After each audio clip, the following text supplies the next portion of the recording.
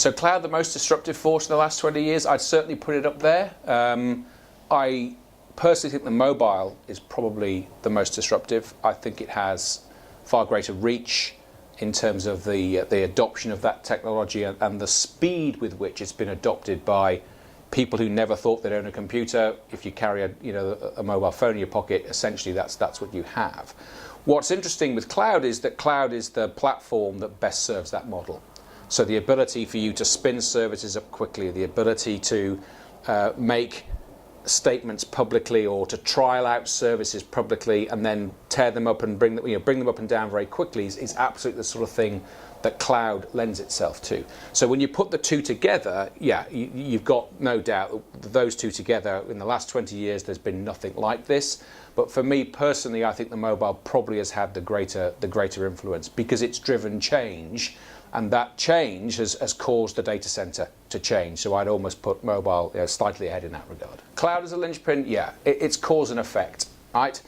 If you have this idea that you've got big data, that you've got very low cost sensors in your house thermostat, in the mobile phone that you carry, right? Your ability to gather the data is unparalleled, and the cost of doing it is also, in history, it's at a record low. Okay, so the cost, the economics of measuring things is now in a new paradigm, and that will drive a lot of what big data will be.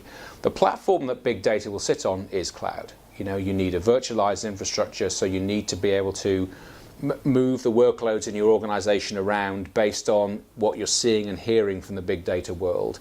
And then this thing in the middle called the analytics is the analytics will drive the business to make a decision in near real time based on a combination of big data that are coming in from on one side and the private data they know about people, individuals, organizations that I talked about earlier, right?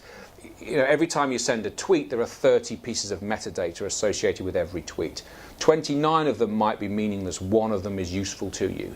So the successful companies will filter the signal from the noise, right? They'll use big data, they'll use analytics, so they'll gather the data from the outside, they'll have a supremely efficient and agile infrastructure, cloud-based, that allows them to work with and manipulate that data.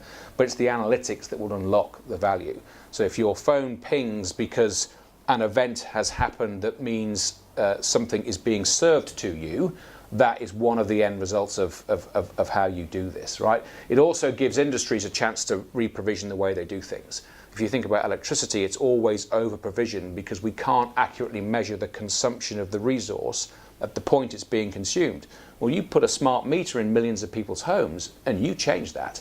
So you have an opportunity to re-provision the way you manage the resource based on your ability to manage the data coming in from the big data model, let's say.